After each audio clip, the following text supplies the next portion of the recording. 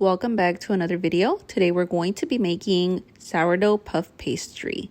So we're going to start off with 410 grams of flour, and we are going to add 4 sticks of butter. And if you're measuring in grams, it's going to be 452 grams. The butter has to be cold so it can be easy to grate. Once you're done grating all of the butter, you're going to go ahead and mix everything together. So now that it's mixed, we're going to add 226 grams of sourdough discard. And I like to measure this, but it's not always exact. So I think I went over like a few grams, but it's okay. So I go ahead and do that. And then I add the salt. I add 14 grams of that. And then I add 120 grams of water. So in this recipe, I went ahead and doubled the recipe. So I'm going to put the recipe for just like one puff pastry down below. I just decided to make it a double batch because I needed it for our dinner, and I was going to use the puff pastry. Like I was going to double them up. So I needed more. So you're going to see in the video how I end up using the puff pastry. But I go ahead and mix all the ingredients together again. And at this point, I end up using approximately 25 grams here of flour. And then I add another 25 later on after I keep mixing. So if your dough isn't too sticky, you can go ahead and leave it. But I think my butter was starting to get like very soft, so it started to get sticky. So I added a little bit more flour, so a total of 50 more grams.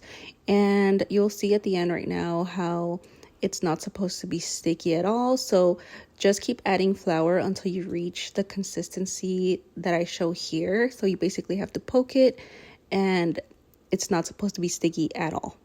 Okay, so now I am just scraping all the flour and the ingredients off of my bowl, making sure that everything is on my dough. So you can see here how my dough isn't sticky at all. I can move it around and it won't stick to my hands. So now we're going to put our puff pastry dough in plastic wrap. In this case, I didn't have any, so I just put it in a Ziploc bag. And we're going to leave it in the fridge for at least 1 hour. And after the hour is done, we're going to go ahead and put our dough on a clean surface. I have one of these mats, and I'm going to use my rolling pin and a bit of flour. So now I'm going to cut my dough in half. You can go ahead and measure this or weigh it. I didn't, but I think I should have, just because one side was like bigger than the other, but it's fine.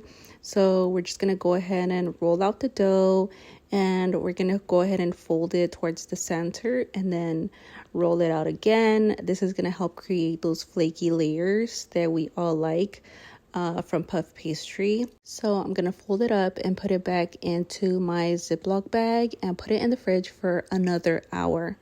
So right here, I'm just going to go ahead and roll out the other half of the dough and repeat the process, put it in the fridge, and wait for a whole hour, and then we're going to roll out the dough again. So we're going to repeat this step 3 times.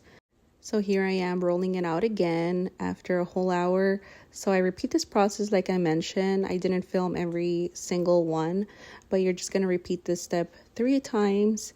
And then after the 3rd time, we can go ahead and roll it out to the thickness of our liking. I try to go for rather a thin layer of puff pastry. So then I go ahead and roll it out, and I cut it with this bench scraper. You can use a pizza cutter or a knife. I just happen to have this, so this is what I use. But I just go ahead and cut the dough to the size that I desire. And once I do that, I just put the toppings of my liking. So in this case, I used some meat and veggies to stuff this puff pastry. You can also do like a cream cheese Danish. Those are really good too. Once I had my ingredients inside and I put up another layer of puff pastry over that.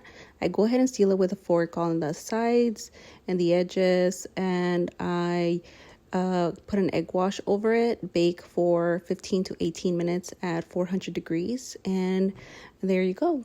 Easy recipe. I want to thank you guys for watching today's video, and I will see you guys in the next one. Bye.